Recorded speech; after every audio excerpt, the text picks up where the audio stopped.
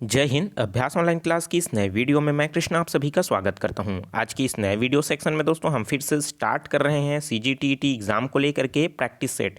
हम बात करने वाले हैं सामाजिक विज्ञान सब्जेक्ट को लेकर के। दोस्तों सामाजिक विज्ञान से आपको पता होगा 60 अंकों के प्रश्न जो है पूछे जाते हैं, उनमें से हमारा आज का टॉपिक है हिस्ट्री। तो इंडियन हिस्ट्री को लेकर के हम इसमें देखने वाले हैं बहुत ही महत्वपूर्ण प्रश्नों के साथ। तो वीडियो को दोस्तों शुरू से लास्ट तक जरूर देखिए। और जो स्टूडेंट नए हैं चैनल को सब्सक्राइब नहीं किए हैं जरूर सब्सक्राइब करके नोटिफिकेशन बेल आता है जरूर ऑन कर लीजिएगा। तो चलिए दोस्तों वीडियो स्टार्ट करते हैं।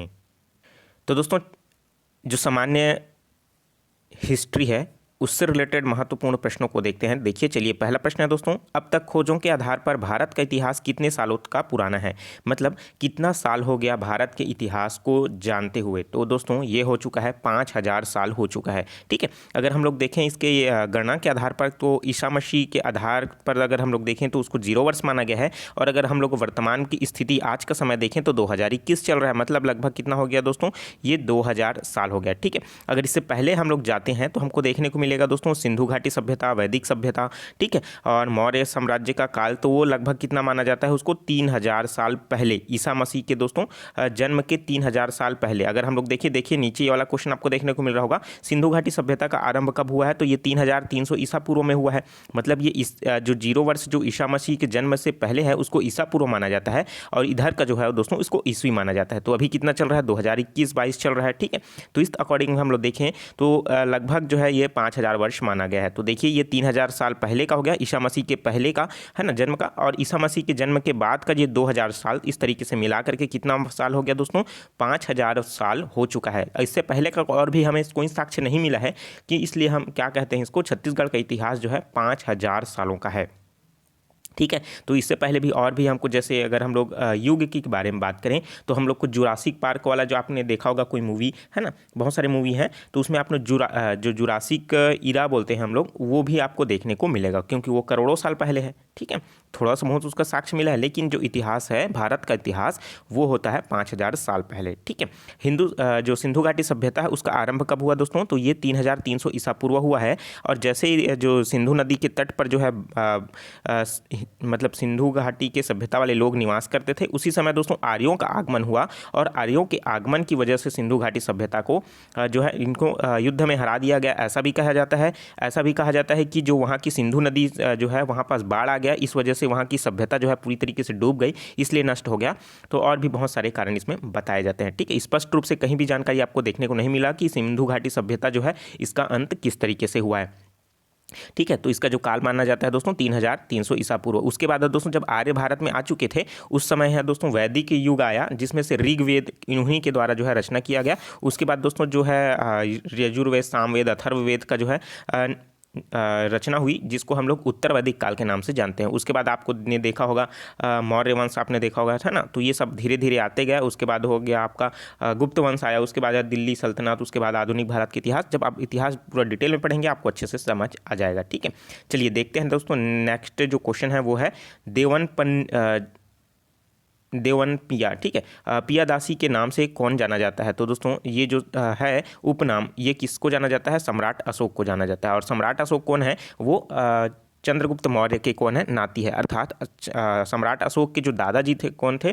चंद्रगुप्त मौर्य थे। ठीक है, नेक्स्ट क्वेश्चन है अहमदाबाद शहर को किसने रखा है, मतलब किसने बसाया है? तो दोस्तों अहमद शाह ने जो है इसकी खोज किया है, मतलब बनाया गया है। ठीक है, तो प्रश्न इधर उधर से घुमा करके पूछा, आपको कंफ्यूज बिल्कुल भी नहीं होना है। ठीक है, देखिए रंगीला के नाम से कौन सा मुगल बादशाह जाना जाता है? तो रंगीला के नाम से दोस्तों मोहम्मद शाह जो है दोस्तों जाना जाता है। तो इससे रिलेटेड प्रश्न जो है पूछा जाता है। चलिए देखते हैं नेक्स्ट क्वेश्चन, IMA सोशलिस्ट के लेखक कौन है? तो IMA, तो ये दोस्तों IMA सोशलिस्ट जो रचना है वे उसके रचनाकार कौन है, लेखक कौन है? स्वामी विवेकानंद जी हैं। ठीक है, और विवेकानंद के द्वारा दोस्तों कौन सा आश्रम का निर्माण किया गया है? कमेंट करके नीचे जरूर बताइएगा। ठीक है, और नेक्स्ट क्वेश्चन है अल आमीन नामक न्यूज़पेपर किसने प्रकाशित किया था? तो दोस्तों अल आमीन न्यूज़पेपर जो प्रकाशित किया था वो मोहम्मद अब्दुल रहम जो है साहेब जी ने इसको जो है प्रकाशित किया था। देखते हैं नेक्स्ट क्वेश्चन,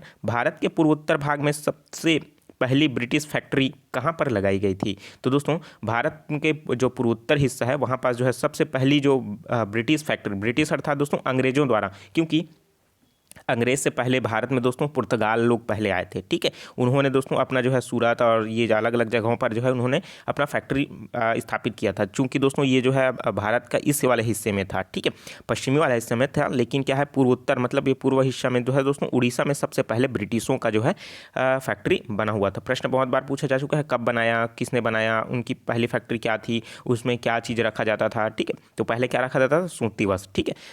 नेक्स्ट है किसने सती प्रथा को गैर कानूनी और दंडनीय घोषित किया था। तो लॉर्ड विलियम बेंटिंक ने दोस्तों सती प्रथा को गैर कानूनी और दंडनीय घोषित किया गया था। अब सती प्रथा क्या है दोस्तों, आपको पता होगा, सती प्रथा मतलब किसी व्यक्ति का अगर मृत्यु हो जाती है तो उसको जब अंतिम यात्रा के दौरान और जब उनको क्या दिया जाता है, शरीर का जो है पूरी तरीके से अंतिम संस्कार किया जाता है ना, अग्नि के साथ, तो उन्हीं अग्नि में जब जिनका चिता जलते रहता है उनमें उनकी जो पत्नी होती है उनको भी क्या कर दिया जाता था, जला दिया जाता था। तो ये जो है पूरी तरीके से क्या है, गैर कानूनी और दंडनीय घोषित किया। कौन किया, लॉर्ड विलियम बेंटिंक। तो आप मुझे कमेंट करके बताइए कि लॉर्ड विलियम बेंटिंक का शासनकाल कब से कब तक था। प्रश्न बहुत सारे तरीके से घुमा करके पूछ देता है, ठीक है। चलिए देखते हैं नेक्स्ट क्वेश्चन, इतिहासकार के खुदाई से जो पूरे शहर को निकालने के लिए नाम क्या है। तो दोस्तों मतलब जो इतिहासकार हैं खुदाई के दौरान पूरे शहर से कौन कौन से शहर जो है निकले हुए थे सिंधु घाटी सभ्यता के दौरान, तो उसमें दोस्तों हड़प्पा आया है, ढोलावीरा आया है, उसी तरीके से मोहनजोदड़ो आया, राखीगढ़ी आया है, उसी कालीबंगा आया, ठीक है जी। उसमें बहुत सारी चीज़ें आपको देखने को मिले, जैसे जौ के दाने हैं, गेहूं हैं, है ना, और शिकार करता आदमी है, इस तरीके से बहुत सारे आपको उसमें देखने को मिलेगा, ठीक है। देखते हैं नेक्स्ट क्वेश्चन, हड़प्पा संस्कृति की शुरुआत कब हुई थी। तो दोस्तों 2600 ईसा पूर्व जो है हड़प्पा संस्कृति की शुरुआत मानी जाती है। लेकिन अगर हम लोग सिर्फ हड़प्पा संस्कृति और इसी को दोस्तों सिंधु सभ्यता अगर कहा जाता है तो लगभग 300-3200 ऐसा समथिंग लिया जाता है, ठीक है। लेकिन हड़प्पा सभ्यता संस्कृति और सिंधु घाटी सभ्यता संस्कृति एक ही है, ठीक है, क्योंकि सिंधु सभ्यता का एक जो गांव था, शहर था, वो था हड़प्पा, ठीक है।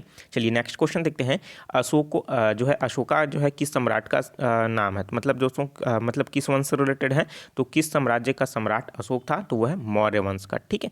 तो इसलिए आपको याद रखना है, मौर्य वंश के संस्थापक कौन है, चंद्रगुप्त मौर्य। उनके राजनीतिक गुरु कौन थे, आचार्य चाणक्य, ठीक है। चलिए देखते हैं नेक्स्ट क्वेश्चन, किस युद्ध के बाद अशोका ने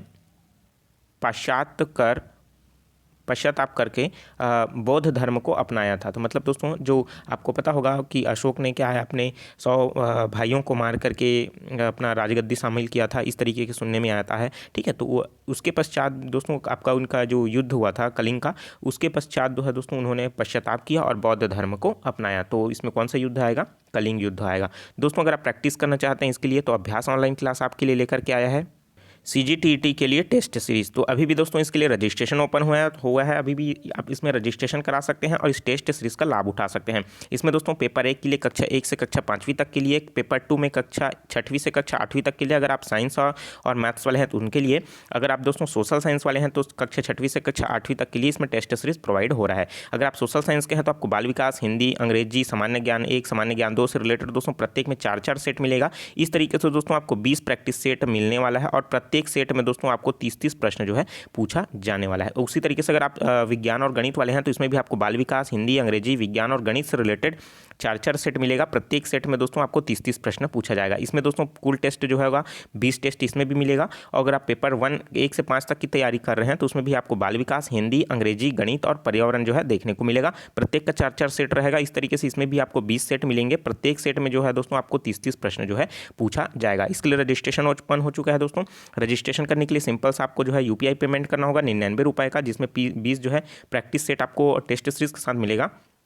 और UPI के लिए दोस्तों आपको 7723992484 इसी नंबर पर आपको क्या करना पड़ेगा, UPI पेमेंट करना होगा। चाहे आप फ़ोन पे कर सकते हैं, पेटीएम कर सकते हैं, भीम कोई भी UPI कर सकते हैं या फिर गूगल पे भी कर सकते हैं। जैसे पेमेंट सक्सेसफुल होता है उसका स्क्रीनशॉट मुझे इसी नंबर पर व्हाट्सअप कीजिएगा 7723992484 पर। फिर टेस्ट सीरीज़ का लिंक का PDF जो है आपको प्रोवाइड किया जाएगा। वहाँ पर जब भी आप फ्री होंगे, जब भी आपके पास जितना समय होगा वहाँ पास टेस्ट दिला सकेंगे। प्रत्येक टेस्ट को दोस्तों आप जो है 1 से अधिक बार भी दिला सकते हैं, ठीक है। 20 प्रैक्टिस सेट है, क्योंकि दोस्तों आपको आपको जो है अगर आपने डीएड बीएड और डीएलएड कर लिया है और टीईटी पास नहीं हुए हैं तो उस डीएड बीएड और डीएलएड का कोई वैल्यू नहीं है। ठीक है, तो दोस्तों आपको टीईटी पास होना बहुत ज़रूरी है। तो इसके लिए रजिस्ट्रेशन ओपन हो चुका है, अभी भी रजिस्ट्रेशन चल ही रहा है, तो आप रजिस्ट्रेशन हो जाइए और जो है दोस्तों टेस्ट सीरीज़ का लाभ उठाइए, क्योंकि दोस्तों इस टेस्ट सीरीज़ में जितने भी क्वेश्चन पूछे गए हैं वो सभी के सभी व्यापम के तर्ज पर तैयार किया गया है। व्यापम के लेवल के अकॉर्डिंग ही इसमें प्रश्न है। सारे ऑप्शन और आपने टेस्ट जो दिलाओगे उसका अपने गलत उत्तर अगर दिया है तो उसका राइट आंसर क्या है वो आपको भी इसमें पता चल जाएगा। ठीक है,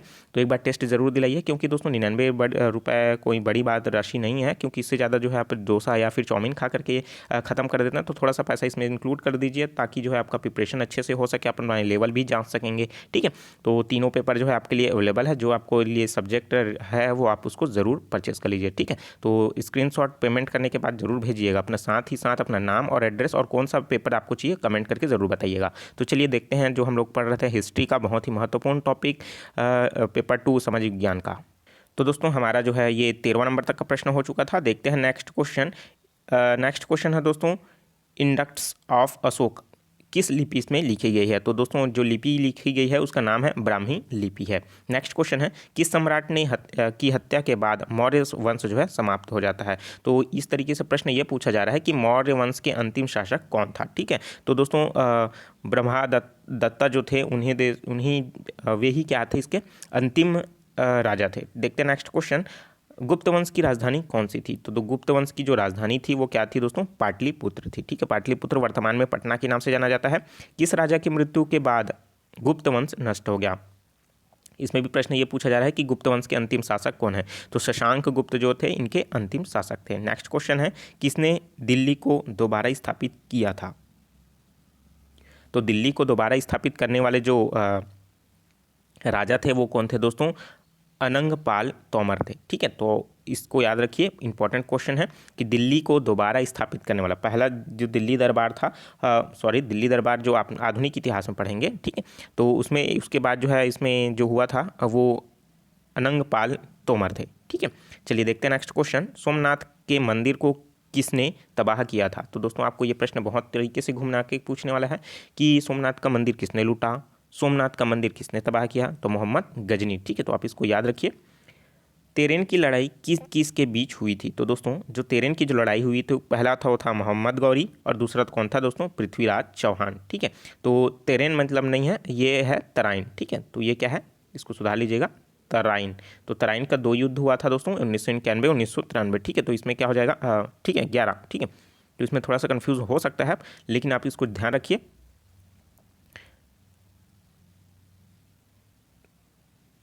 ठीक है, तो इसमें जो लड़ाई हुआ था वो क्या हुआ था? 1191 और एक क्या हुआ था? 1193। ठीक है, तो इसमें और उसके बाद पूछा जाता है तराइन का तृतीय युद्ध। चलिए देखते हैं नेक्स्ट क्वेश्चन दोस्तों, छंदवाड़ युद्ध के दौरान मोहम्मद गौरी ने किसकी हत्या की थी? तो दोस्तों छंदवाड़ जो युद्ध हुआ था उसमें जयचंद को हराया था और उसकी हत्या कर दी थी। नेक्स्ट क्वेश्चन है, कुतुबुद्दीन ऐबक को कौन सा खेल खेलता हुआ मृत्यु हुआ था? तो कुतुबुद्दीन ऐबक की जो मृत्यु हुई थी वो पोलो खेलते हुए हुई थी। प्रश्न बहुत बार पूछा जा चुका है, इंपॉर्टेंट है। ठीक है, नेक्स्ट क्वेश्चन है, मालवा सल्तनत को किसने स्थापित किया था? तो मालवा सल्तनत है उसको किसने स्थापित किया था? दिलावर खान ने। ठीक है, नेक्स्ट क्वेश्चन है, आज मालवा सल्तनत किस नाम से जानी जाती है? तो वर्तमान में दोस्तों मालवा सल्तनत की अगर हम बात करें तो वर्तमान में उत्तर भारत के नाम से जाना जाता है। नेक्स्ट क्वेश्चन है और इस वीडियो का अंतिम प्रश्न है दोस्तों, अब्दुल रज़ाक किस साल भारत आया था? तो अब्दुल रज़ाक जो दोस्तों 1443 में जो है भारत आया हुआ था। और दोस्तों जब 1443 में अब्दुल रज़ाक आया था उसके बाद जस्ट 1498 में कौन आया था? वास्को डी गामा भारत आया हुआ था। ठीक है, जो कालीकट कोचीन में क्या हुआ था? वो उतरा हुआ था और मसाला लेकर के व्यापार किया। तो इस तरीके से दोस्तों 25 क्वेश्चन हम इस वीडियो में कवर किए हैं, और भी नेक्स्ट पार्ट आएगा उसमें हम इसके आगे और भी बहुत सारे प्रश्न हैं उसको देखने की कोशिश करेंगे। ठीक है, इसका PDF जो है दोस्तों www.abhyasjk.com पर विजिट हो करके आप आसानी से डाउनलोड कर सकते हो, या फिर मेरे टेलीग्राम चैनल अभ्यास ऑनलाइन क्लास जो है सर्च कीजिए, वहाँ ज्वाइन हो जाइए, वहाँ से इसका PDF जो है मिल जाएगा। वीडियो अच्छा लगा तो वीडियो को जरूर लाइक कर दीजिए, और इसका लगातार प्रैक्टिस सेट जो है इस चैनल में मिलने वाला है, तो चैनल के साथ जुड़े रहिए, और चैनल को सब्सक्राइब नहीं किया और जरूर सब्सक्राइब करके नोटिफिकेशन बेल आता है जरूर ऑन कर लीजिएगा। ठीक है, चलिए, और नोटिफिकेशन बेल आता हो तो दोस्तों आपको ऑन कर देना है, जब भी कोई मैं नया वीडियो पब्लिश करूंगा तो नोटिफिकेशन आपके सामने चला जाएगा। चलिए मिलते हैं नए वीडियो में नए जानकारी के साथ, तो मुझे दीजिए इजाज़त। Take care, all the best, जय हिंद।